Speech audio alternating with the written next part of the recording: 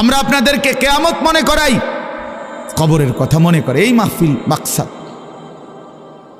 এটাই মাকসাদ অন্যতম, এটা গুরুত্বপূর্ণ মাকসাদ আমাদের জিন্দিগি। এই ওয়াজ মাহফিল, এই জুমার খুতবা, চারিদিকের এই মাদ্রাসাগুলোর পড়ালেখার ফিকির, মসজিদ মাদ্রাসা, আল্লাহওয়ালা, আউলিয়া ইজাম, উলামায়ে কেরাম, মুহাদ্দিসিনে কেরাম, মুফাসসিরিনে কেরাম, সবার এই সম্মিলিত যা আয়োজন, দ্বীনি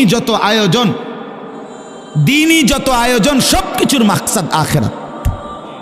বলেন না কি? বলো না ভাই, কি? আখিরাত। দুনিয়া না, দুনিয়া সাজাইতে হয় না, দুনিয়া মালিক এমনিই দেয়। কোরআন শরীফে আছে, কুলু ওয়া তামাত্তাউ কালিলান ইন্নাকুম মুজরিমুন।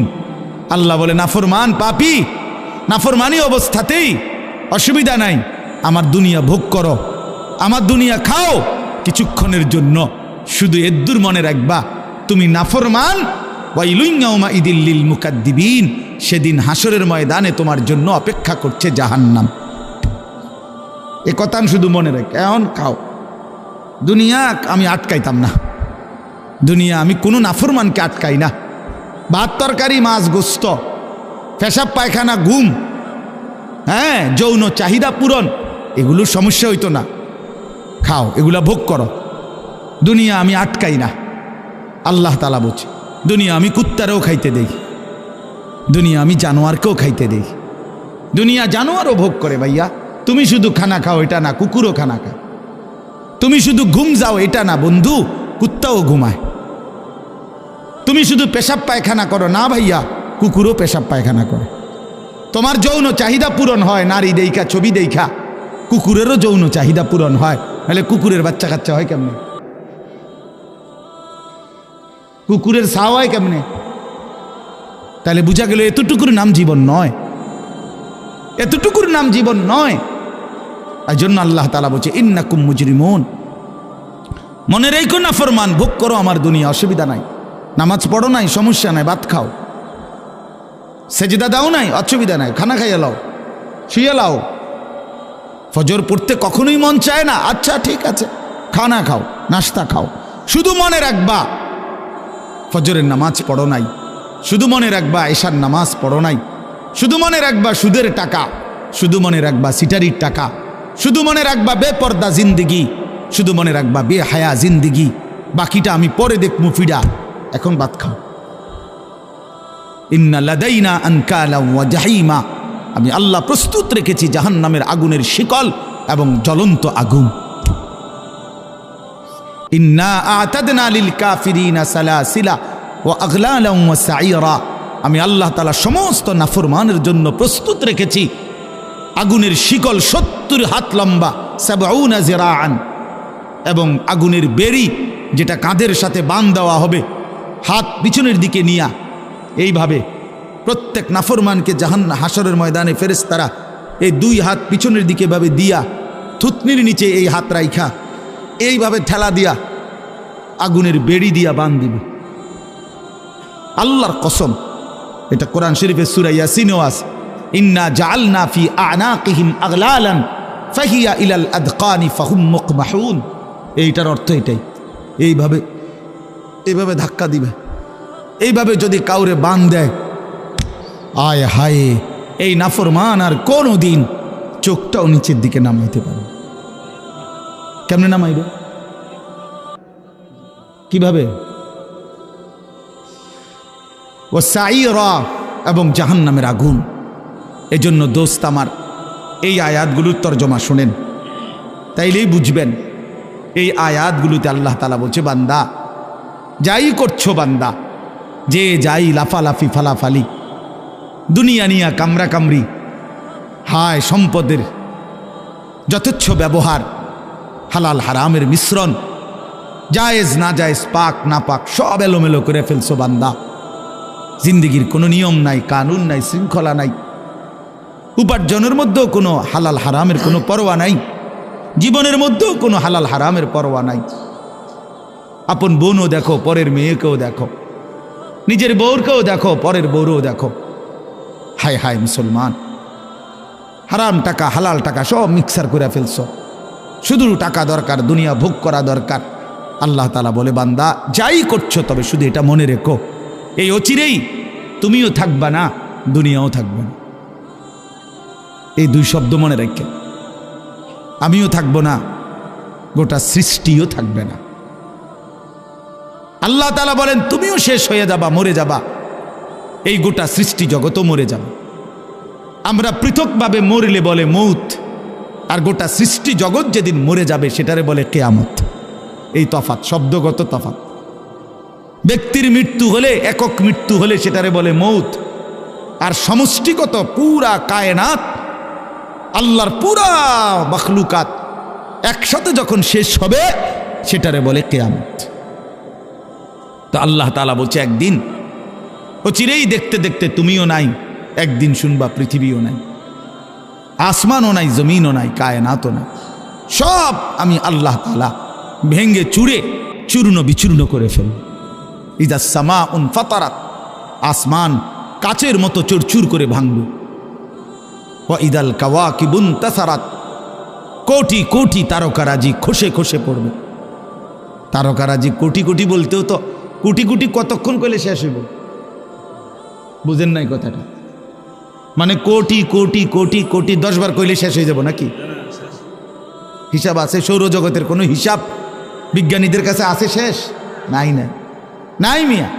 এই গ্রহ, উপগ্রহ, নক্ষত্র, গ্যালাক্সি, এই নিহারিকা, গ্রহাণুপুঞ্জ, যা কিছু তো খবর নেই, খবর নেই। এমন গ্রহ পৃথিবীতে, এমন তারকারাজি, নক্ষত্রের আলো, যেটা পৃথিবী পর্যন্ত বিজ্ঞানীরা বলে যে এখন আইসা আলোই পৌঁছায় না। কি কয় এগুলো? কি গবেষণা? বাস্তবতা এমন হইতেই পারে। হ্যাঁ হ্যাঁ, নাইলে একটা উদাহরণ বলি। হাদিসের মধ্যে আছে, রাসূলুল্লাহ সাল্লাল্লাহু আলাইহি সাল্লাম বলেন, জাহান্নামের উপর থেকে একটা পাথর যদি ছাড়ে নিচে, জাহান্নামের গভীরে নিচে, তো ও জাহান্নামের নিচ, একেবারে সহিহ হাদিস, জাহান্নামের নিচে পর্যন্ত পৌঁছতে ৭০,০০০ বছর সময় লাগবে। এটা গভীরতা করবে? হ্যাঁ, কি কোনো হিসাব আছে কোনো? হায় হায় হায়। এজন্য ভাইয়া আল্লাহ তাআলা বলেন এই কায়নাত কোটাটা ভাঙচুর হবে, সব চূর্ণ বিচূর্ণ হয়ে যাবে। ইন্না জালজালাতাস সাআতি শাইউন আযীম। আল্লাহ বলে, বান্দা ইসরাফিল যখন ফু দিবে জমিনের মধ্যে ভূমিকম্প শুরু হবে, আর সেটা বড়ই ভয়ানক হবে। ইয়াউমা তারাউনাহা তাদহালু কুল্লু মুরদিআতিন আম্মা আরদাআত।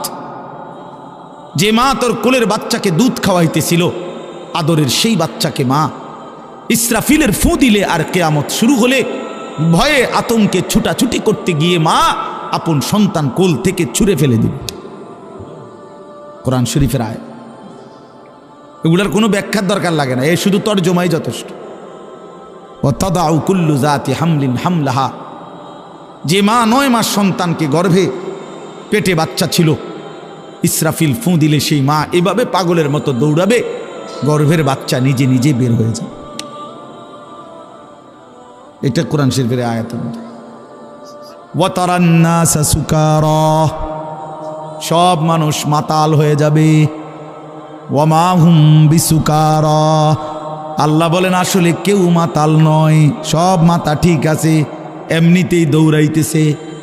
যদি বলেন কেন এমন দৌড়াচ্ছে, আল্লাহ বলেন ওয়ালাকিন্না আযাবাল্লাহি শাদীদ।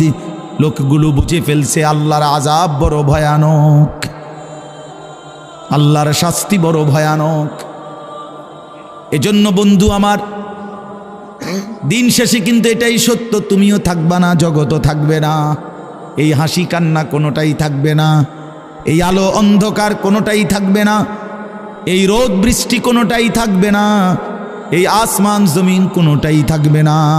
ফাইদা বারিকাল বাসার ওয়া খাসাফাল কামার ওয়া জুমিআশ শামসু ওয়াল কামার। চোখ ধাঁধা লাগা যাবে, ধাঁধা। হায় হায় কি হচ্ছে? মানুষ যেমন ধাঁধা লাগে, তার মানে ভেবা চাকা খাইয়া যায়। আরে আরে আরে কিরে কিরে ভেঙে যায়, শব্দ আয় হায় আয় হায়, এমন করে না মানুষ। আল্লাহ তাআলা বলেন আসমান ভাঙবে, জমিন ভাঙবে, পাহাড়গুলো তুলার মতো উড়বে, সাগর নদীর পানিগুলো টকবক করে উতরাইতে থাকবে, লোকেরা শুধু চিৎকার করবে, হায় হায় কি হচ্ছে এগুলো, ভেবাচেকা খায়া যাবে, সূর্য চন্দ্র এক হয়ে যাবে, মানে আলোহীন হয়ে যাবে। এইখানে আল্লাহ তাআলা বলছেন, ভাইয়া শুনেন, কাল্লা ইদা দুক্কাতিল আরদু দাক্কাং দাক্কা। আগে কিছু নাফরমানের কথা বলছে, কাল্লা বাল্লা তুকরিমুন আল ইয়াতীম, আমার নাফরমান বান্দা ইয়াতীমকে ইজ্জত করে নাই। ওয়ালা তাহাদ্দুনা আলা তুআমিল মিসকিন, গরিব ফকির মিসকিন অভাবী মানুষকে খাবারের জন্য, অপরকে খাওয়ানোর জন্য উৎসাহিতও করে নাই। ওয়া তাকুলুনা তুরাসা আকলাল লাম্মা, অন্যায়ভাবে হারামভাবে সম্পত্তি ভক্ষণ করেছে, গ্রহণ করেছে, ছিনিয়ে নিয়েছে। আল্লাহ বলেন এইভাবে ওয়াতুহিব্বুনাল মালা হুব্বান জাম্মা, আমার নাফরমান বান্দা বড় মজবুতির সাথে দুনিয়ার মাল আর সম্পদকেই প্রচণ্ড ভালোবাসছে, খুব চেষ্টা করছে, বিল্ডিং খুব মজবুত, একেবারে আপনার বুয়েটের ইঞ্জিনিয়ার দিয়া সয়েল টেস্ট করা, ফাইলিং খুব হেভি, ফাইলিং খুব মজবুত হয়েছে ফাইলিং। আমার একজনে বলতেছে, হুজুর একেবারে সবচেয়ে বড় বিসিএস ইঞ্জিনিয়ার, উনি বলছে 5টা করে রড দিতাম, আমি বেড়ারে না জানাই আরো একটা বাড়াই দিছি। বেড়া একটা ইঞ্জিনিয়ার ফেল হেবাটার কাছে, দেখি খামখেয়ালি কথা। আমি বলছি আমিও হেমিয়ারে, উনারাই বলছে আপনি একটা বেড়ায়, আপনি একটা বাড়াইয়া দিছেন, আপনারই শুদ্ধ এটার মধ্যে বান্ধিয়ে লাইতেন রডের লগে। মানে এত মজবুত হয়েছে যে ইঞ্জিনিয়ারের বাপ ফেল। হাবড়া বুঝছে। হযরত মাওলানা তারেক জামিল সাহেব বলছিলেন, তিনি বলেন, এই বন্ধু, যে মাটির উপরে ভরসা করে তুমি এত মজবুত ফাইলিং করছো, ওই মাটিকে একবার জিজ্ঞেস করো না যে মাটি তুমি স্থায়ী কিনা, তুমি টেকসই কিনা, তুমি মজবুত কিনা। মাটি চিৎকার করে বলবে, প্রিয় বন্ধু আমি টেকসই না, আমি স্থায়ী না, আমি মজবুত না। ইসরাফিল ফু দিলে ইদা রাজ্জাতিল আরদু রাজ্জা, আমি মাটি রেজা রেজা পাউডার পাউডার হয়ে যাব।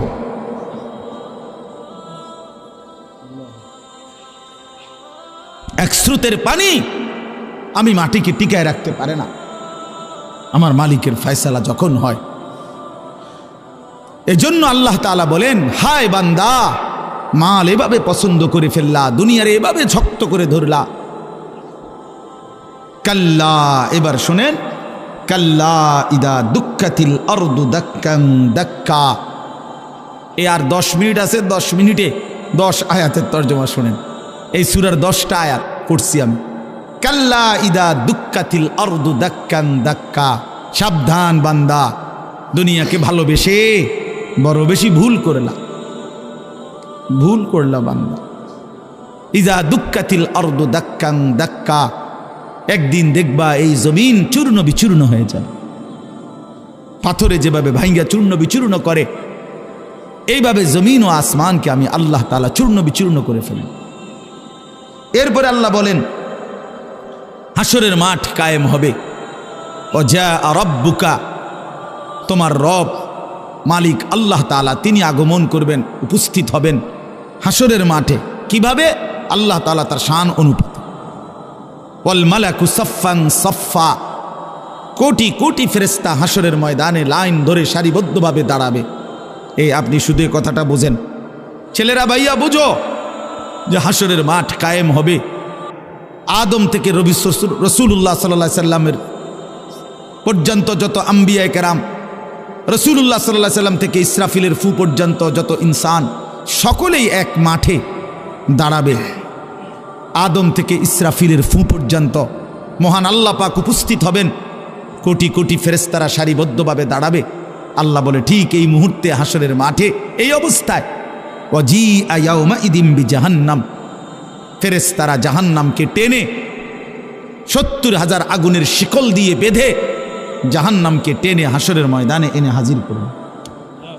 এই যে এখন ওই যে এখানে দেখেন তাকায়া সাউন্ড বক্স, এটা আমরা সবাই দেখেন না, মনে করেন এইখানে আইনা রাখছে, সবাই নজরে তাকাইছে জাহান্নামের ভিতর থেকে। ঠিক ওই মুহূর্তে নবীজি বলেন, এর আগ পর্যন্ত, এই জাহান্নামকে উপস্থিত করার আগ পর্যন্ত হাসরের ময়দানে সবাই চুপ থাকবে, কোনো শব্দ করবে না, লা ইয়াতাকাল্লামুন। কিন্তু যখন জাহান্নামকে আনবে, জাহান্নামের ভিতর থেকে আগুনের এক বিকট চিৎকার, তীব্র আওয়াজ বের হবে। আল্লাহর কসম, গোটা হাসরবাসী একসাথে এই আওয়াজ শুনে চিৎকার দিয়ে বলবে, ইয়া রব্বি নাফসি নাফসি, হায় মাওলা আমারে বাঁচান, আমারে বাঁচান, এই জাহান্নাম থেকে আমারে বাঁচান। জাহান্নাম, রাসূলুল্লাহ সাল্লাল্লাহু আলাইহি সাল্লাম বলেন, ইব্রাহিম আলাইহিস সালাম ওনার ছেলে ইসমাঈলকে চোখে দেখবে, কিন্তু বলবে ইয়া রব্বি নাফসি নাফসি, আল্লাহ আমাকে বাঁচান। ওরে ওটাও বুঝো। ইয়াকুব আলাইহিস সালাম ইউসুফ আলাইহিস সালামকে দেখবে, মনে করেন ইয়াকুব আলাইহিস সালামকে বলবে, ওই যে আপনার ছেলে ইউসুফ দুনিয়ার হায়াতে 40 বছর যার জন্য আপনি কেঁদেছিলেন, সেই যে দাঁড়ায়। আল্লাহর কসম, ইয়াকুব নবী বলবে ইয়া রব্বি নাফসি নাফসি, মাওলা আমারে বাঁচান। ইউসুফেরটা সে বুঝো, ইউসুফেরটা সে বুঝো। আল্লাহ তাআলা বলেন, ইয়াউমা ইদিন ইয়াতাযাক্কারুল ইনসান ওয়া আন্না লাহুদ যিকরা, সমস্ত নাফরমান পাপী তার পুরা জীবন দুনিয়ার হায়াত মনে পড়বে। ওয়া আন্না লাহুদ যিকরা, সব বুঝে আসবে। লা তারাবুন্নাল জাহিম, জাহান্নামকে সচক্ষে দেখে সব মনে পড়বে, সব বুঝে আসবে। ওয়া আন্না লাহুদ যিকরা, কিন্তু আল্লাহ বলেন, বলো না বান্দা, মনে পড়ে কি লাভ হবে? প্রিয় বন্ধু, বলো না, আজকে তোমরা যারা নামাজ পড়ো না, কি বলবা সেদিন? কেন নামাজ পড়লা না? এই পৃথিবীর কত বন্ধুর কত প্রয়োজন পূরণ করলা, পরম বন্ধু মহান আল্লাহ পাকের এটুকু কথা কেন পূরণ করলাম? কত ফালতু লোকের কত কথা মানলা, আর শ্রেষ্ঠতম মালিকের কথা কেন মানলা না ভাইয়া? এই ছেলেরা, তোমরা যারা নামাজ পড়ো না, ভাই আমার, বন্ধু আমার, কেন নামাজ পড়ো না?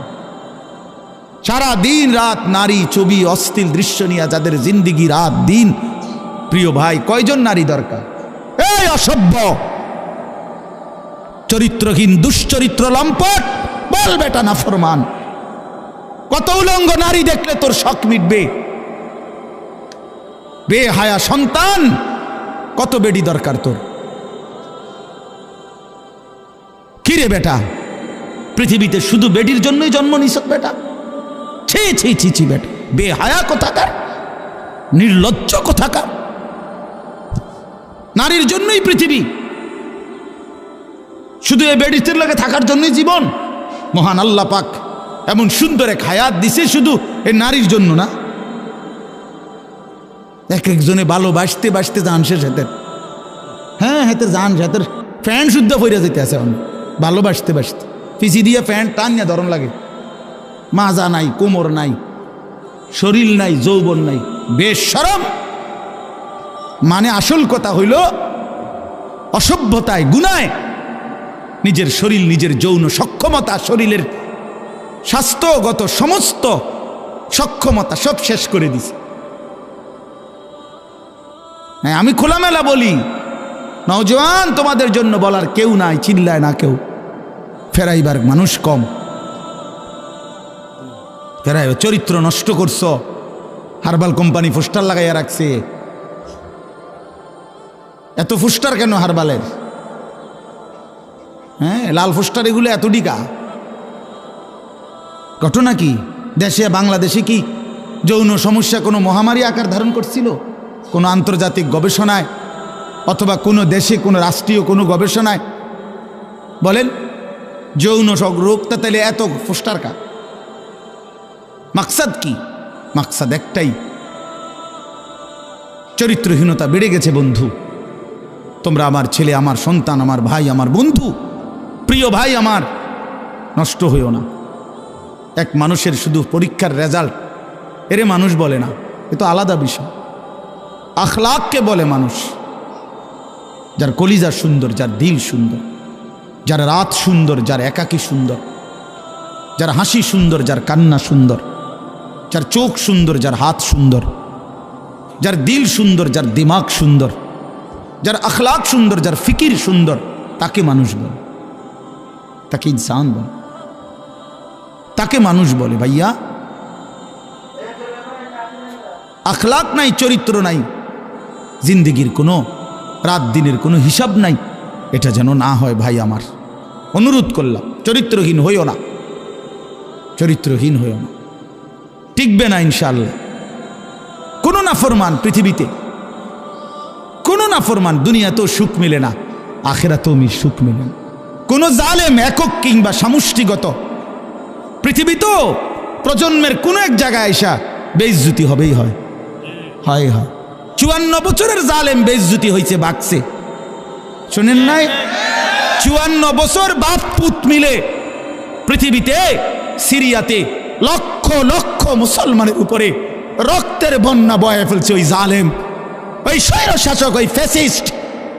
এই 54 বছরের বাপ পুত জুলুম করছে, মুসলমান নারীদেরকে বেইজ্জতি করছে, কারাগারের অন্ধকার প্রকোষ্ঠে বছরের পর বছর ফেলে রাখছে।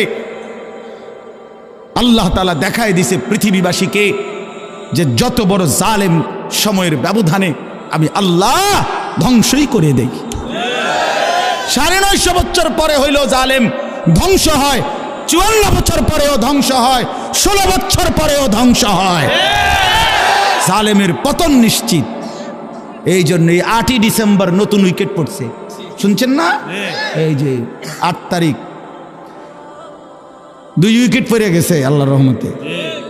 5ই আগস্ট 1 উইকেট পড়ছে, আর 8ই ডিসেম্বর আরেক উইকেট পড়ছে। 2024 উইকেট পড়ার বছর। এবছর বোলিং ভালো হয়েছে, বোলিং করা, হ্যাঁ উইকেট পড়তে আছে ইনশাআল্লাহ। আগামীর উইকেট নেতানিয়াহু, আগামী সামনের উইকেট দেখবেন ইনশাআল্লাহ। ইসরায়েলের ওই বেঈমান পড়ে যাবে, ফিলিস্তিন জিতেই যাবে ইনশাআল্লাহ। ইমানদারের বিজয় হবে। হ্যাঁ হ্যাঁ, ইসকনের সন্ত্রাসী গুন্ডারাও বাংলাদেশে হেরে যাবে ইনশাআল্লাহ। ইমানদার জিতবে ইনশাআল্লাহ, ইমানদার জিতবে। লাখো কোটি নওজোয়ানের রক্তে প্রয়োজনে বাংলার জমিনে কালেমার পতাকা উড়বে ইনশাআল্লাহ। খামখেয়ালি না, খামখেয়ালি না। উনি আলুর ইয়া দেখায়, দমক দেয়, পেঁয়াজ বেওকুফ। ইন্ডিয়া আমগো পেঁয়াজ বন্ধ, পেঁয়াজ হের আব্বার, পেঁয়াজ আটা আলু মুদির আব্বার, তার বাপে উৎপাদন করে এগুলো। তাইলে তো বেটা ধমক দাও কেন? তাদেরকে 130 কোটি ওই হিন্দু বেঈমানকে যিনি খাওয়ায়, প্রতিদিন রিজিক দেয়, তিনি তো বেটা আমার আল্লাহ বেটা। তো তুই আমারে ধমক দাস কেন বেটা? তুই কি রে বেঈমান? তোদেরকে যিনি খাওয়ায় বেটা উনি না আমার আল্লাহ বেটা। তো তোর কি? তোদের তো মূর্তি ছাড়া আর কিচ্ছু নাই বেটা। তোদের কোনো মালিক আছে নাকি বেটা? তিনি তো আমার মালিক।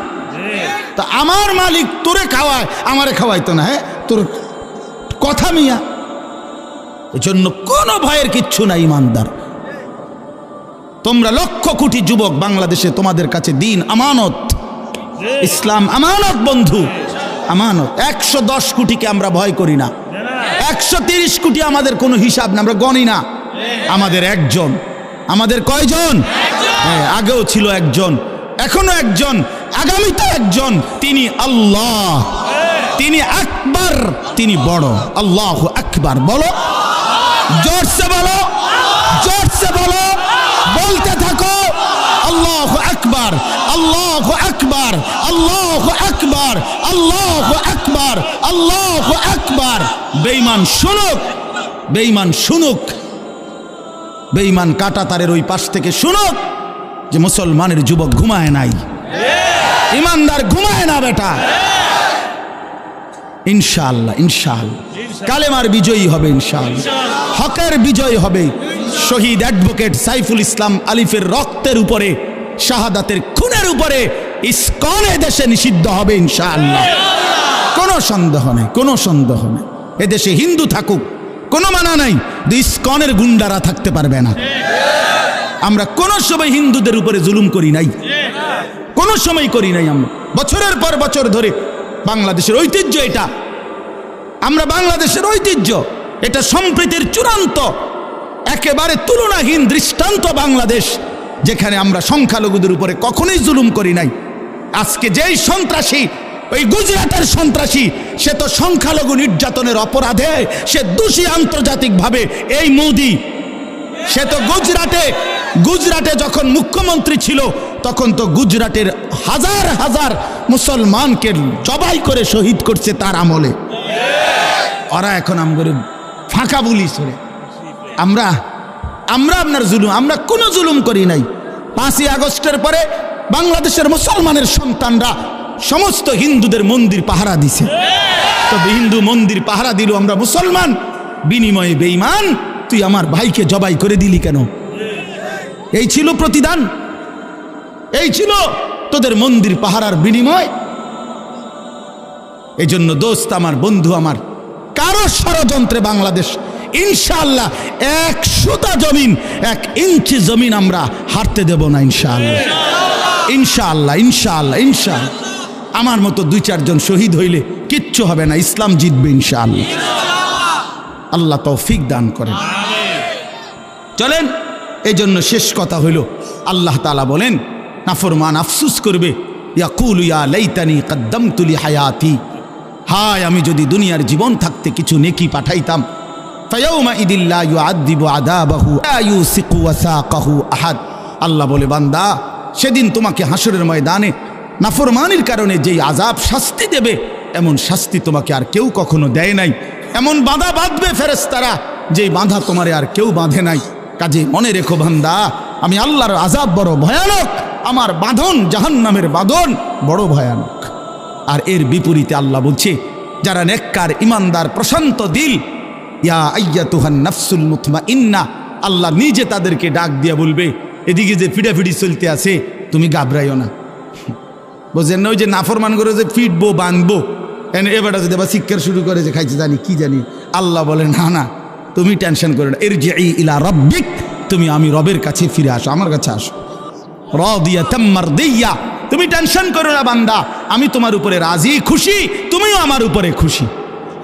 ফাদখুলি ফি ইবাদি ওয়াদখুলি জান্নাতি, আমার অনেক নেককার বান্দা ওইখানে অপেক্ষা করতেছে, তুমিও তাদের সাথে গিয়া মিশো, একসাথে আমার জান্নাতে ঢুকো। বলেন আলহামদুলিল্লাহ। অতএব প্রিয় ভাই, প্রিয় বন্ধু, নওজোয়ান সাথী, বাবা, সবাই মিলে আখিরাতকে ভাবি, ঠিক আছে ইনশাআল্লাহ। চরিত্র নষ্ট না করো, আখলাক নষ্ট না করো, আল্লাহকেই মানো, আল্লাহকেই মানো, আল্লাহকেই মানো, আল্লাহকেই মানো, আল্লাহকেই মানো, আখিরাতেরই ফিকির করো। আল্লাহ কবুল করেন এই মাদ্রাসা, আল্লাহ কবুল করেন আজকের এই সুন্দর আয়োজনে, আল্লাহ তাআলা বরকত দান করেন। এমন 2-1 জন শ্রোতা না হলেও চলবে, এই জন্য দয়া করে একজনেও হাতে ধরে মোবাইল রেকর্ড করা যাবে না। কেন? প্রশ্ন হলো এত কঠোর হলেন বললেন কেন? উদ্দেশ্য হলো মনোযোগ হওয়া। মোবাইলের মধ্যে হাতে ধরে রাখলে দিলের, মানুষের অন্তরের ঝোঁকটা থাকে মোবাইলের প্রতি, মানে মোবাইলটার মধ্যে ঠিকমতো উঠতেছে কিনা এটা বারবার মনে পড়ে, বারবার চোখ পড়ে, দিলেও আসে এইটা, চোখেও পড়ে এটা। ফলে মোবাইলের মধ্যে তো জমা হয় কিন্তু দিলে কিছু জমা হয় না। মোবাইলের মধ্যে তো সঞ্চয় হলো যে আমার মোবাইলে আরও একটা নতুন ওয়াজ উঠলো, কিন্তু আমার কলিজার মধ্যে কি আসলো, নিজের জন্য কি হলো। প্রতিটা ওয়াজ মাহফিল ইন্তজাম করতে অনেক পেরেশানি করতে হয়।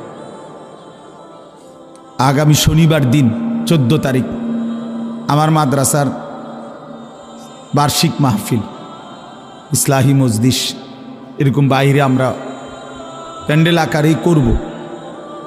আজকে মনো সেই 1 তারিখ থেকে ছাত্র ওস্তাদ প্রতিদিন দেখি সারা দিন রাত 1টা-1:30 পর্যন্ত কাজ করে। কি করে আল্লাহ, কিন্তু কাজের কোনো শেষ নেই, এখনো কোনো শেষ নেই। তাহলে এই জন্য বললাম, আরে ভাই এটা এরকম করে কেন, গেছে গায়ে এর মনে নিজের বয়ান আছে কোথাও। তো এই জন্য অনেক পেরেশানি, অনেক কষ্ট করে এই মাইক, প্যান্ডেল, পোস্টার, হ্যান্ডবিল অনেক কিছুকে একত্র করে এরপরে একটা মাহফিল, 10 টাকা, 100 টাকা, 50 টাকা, 500 টাকা, 1000 টাকা, এভাবে তিল তিল করে মানুষের কাছ থেকে তোলা হয়। দুয়ারে দুয়ারে, দোকানে দোকানে, কেউ 2বার 4বারও ফেরত দেয়।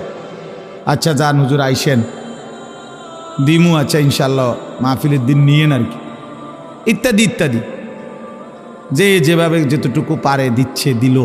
তাহলে অনেক কষ্ট করে এই অল্প কয়টা টাকা জমা করে, জোগাড় করে, যথেষ্ট পরিমাণ পেরেশানি করে এরপরে মাহফিলটা সাজানো হয়।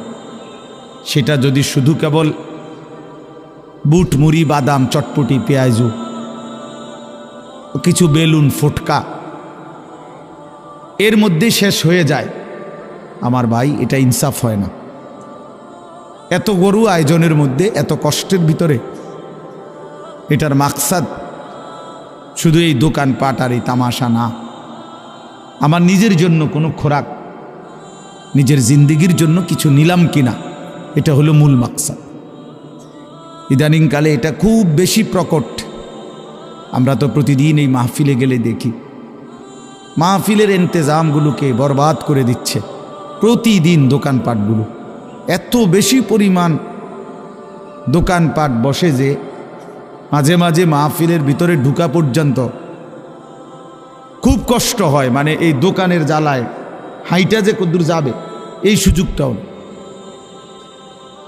তাইলে আপনি ইনসাফের সাথে বলেন, এত কষ্টের আয়োজনের মাকসাদ বুঝি এই বুট বাদাম বিক্রি করা, চটপটি বিক্রি করা? চটপটি কি পৃথিবীতে কোনো অভাব পড়ছে? না, চটপটি কি কোন দিন বেচা বন্ধ রয়েছে? মাহফিলে না বছরে একদিন হলো এখানে, কিন্তু চটপটি তো, বুট বাদাম তো প্রতিদিনই বেচা হয়। কিন্তু এই গাফেল দোকানদাররা সকাল থেকে আইসে এইভাবে জমায়া বসে যে অসংখ্য কিশোর ছেলে, 12, 14, 15 বছরের ছেলেগুলো বাড়ির থেকে তো আসে ওয়াজ শুনবার উদ্দেশ্যে।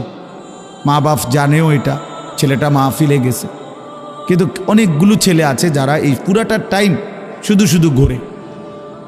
10 টাকার বুট খাইছে 1 ঘন্টা লাগায়।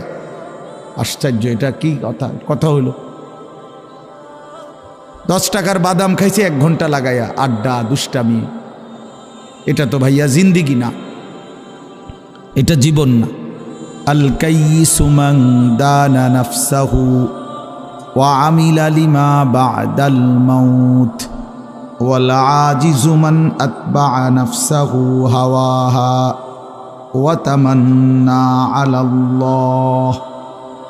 আল্লাহুম্মা সাল্লি আলা মুহাম্মাদিন ওয়া আলা আলি মুহাম্মাদ কামা সাল্লাইতা আলা ইব্রাহিমা ওয়া আলা আলি ইব্রাহিম ইন্নাকা হামিদুম মাজিদ।